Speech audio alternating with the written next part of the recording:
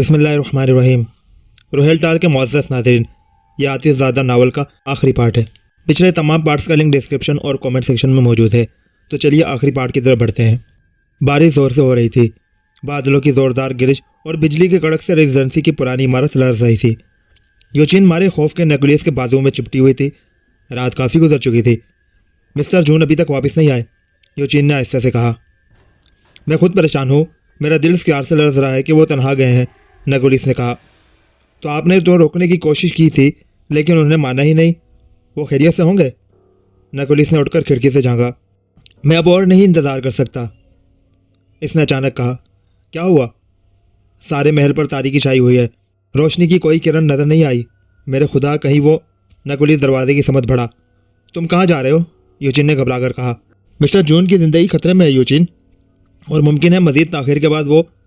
इसने जुमला मुकम्मल नहीं किया, लेकिन यूजीन समझ गई। लेकिन तुम फिक्रमंद होने की जरूरत नहीं, मुझ पर काली की मनहूस कुव्वत असरअंदाज नहीं हो सकती। और फिर यह तावीज़ मेरे बाजू पर बंधा हुआ है। बहुत एहतियात करना डार्लिंग, खुदा तुम्हें अपनी अमान में रखे। यूजीन तकरीबन रो पड़ी।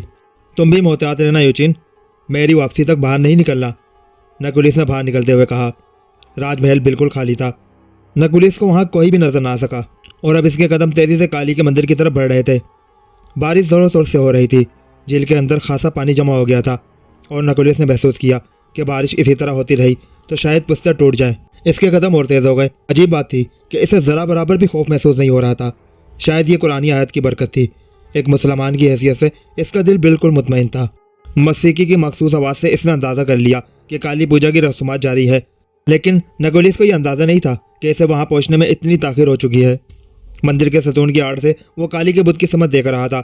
इसके सामने ही कुर्बान खां का चबूतरा था, और इस चबूतरे पर बूढ़े जून का जिस्म अरिया पड़ा हुआ था। इसकी गर्दन जिस्म से तकरीबन अलग हो चुकी थी, और काली की मूर्ति के गिर्द मर्द और औरत पुजारियों का हजूम रक्स कर रहा था।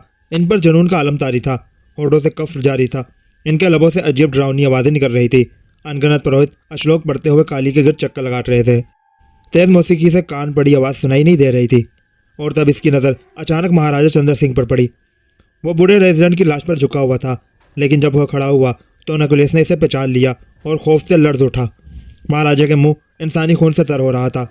खौफ के भयानक एहसास के साथ नेकुलियस को अंदाजा हुआ कि वो जून की कटी हुई गर्दन से खून पी रहा था। किसी दरिंदे की तरह इसने रोशनी में महाराजा के चेहरे पर एक अजीब सी सफाक सी मुस्कुराहट देखी, और फिर महाराजा ने एक पुरोहित से कुछ कहा। वो पुरोहित आगे बढ़ा। नेकुलियस ने देखा कि काली के बुत के पीछे बैठी हुई महाराजे की कम उम्र बेटी का चेहरा खौफ से सफेद हो चुका था। पुरोहित ने इसको बाजू से पकड़ा और घसीटता हुआ महाराजा की सिमत ले चला। लड़की खौफ से चीखने लगी, लेकिन पुरोहित पर कोई असर नहीं हुआ। नेकुलियस हैरान था। महाराजा ने आगे बढ़कर बेटी को दोनों बाजुओं में ऊपर उठाया। लड़की की भयानक चीखें मौसीकी की आवाज और पुजारियों के शोरगुल में दब कर रह जाती थी।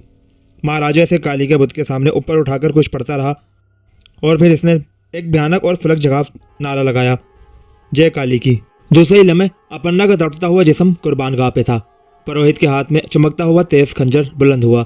नेकुलियस मजीद कुछ न देख सका। वो दीवानों की तरह रेजिडेंसी की इमारत की सिमत भाग रहा था। तारीकी में इसने बहुत से अफराद को मंदिर की जानिब जाते हुए देखा, लेकिन इसके कदम न रुके। वो बेतहाशा भागता रहा, और फिर इस वक्त इसे होश आया जब वो अपने कमरे के अंदर पहुंच गया। इसने तय कर लिया था कि इसी वक्त इस मनहूस जगह को छोड़ देगा। यूजीन, इसने आवाज दी, लेकिन कोई जवाब न मिल सका। यूजीन वहां मौजूद नहीं थी। नेकुलियस ने पागलों की तरह इसे तलाश किया। वो दीवाना वार इसे पुकारता रहा। खानसामा डरते डरते कमरे में दाखिल हुआ। मैम साहब कहाँ हैं? नेकुलियस ने इसे झंझोड़ा। साहब, वो जल्दी बतलाओ, कहाँ है वो? साहब, कुछ देर पहले वो बाहर गई है। मैंने पूछा तो उन्होंने कोई जवाब नहीं दिया। ओह माय गॉड, नेकुलियस सर पकड़कर बैठ गया। वो यकीनन मंदिर गई होगी, नेकुलियस ने बदहवास होकर सोचा, और वो कांप कर रह गया। वो सोच रहा था कि यूजीन जब इसकी तलाश में मंदिर पहुंचेगी तो क्या होगा। इसने लपक कर दराज से अपना रिवॉल्वर निकाला, इसे चेक किया और दोबारा काली की मंदिर की तरफ भागने लगा।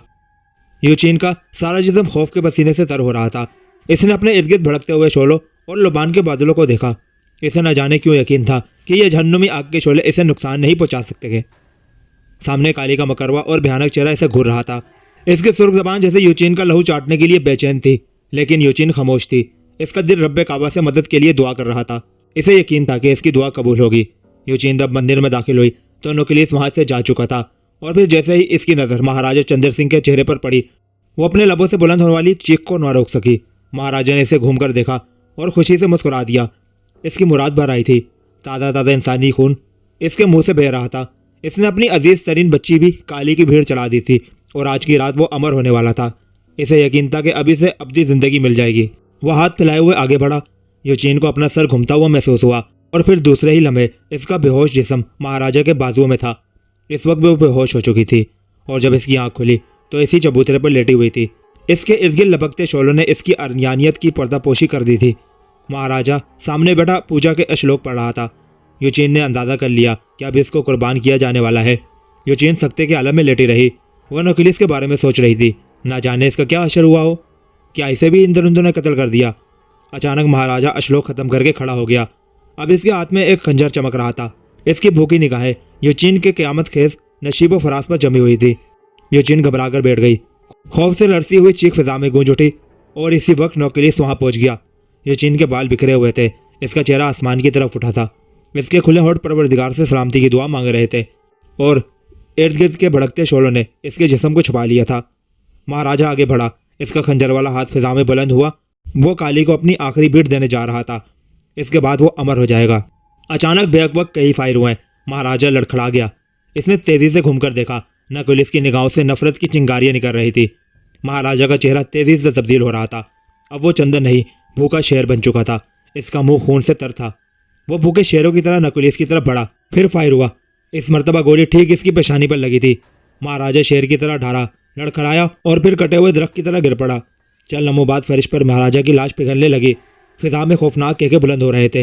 देखते ही देखते महाराजा की लाश की जगह एक इंसानी लाश का ढांचा बाकी रह गया और फिर इसके गोश्त पोस्ट के हाथ फिजा में बुलंद हुए जैसे वो यूजीन को पकड़ रहा हो।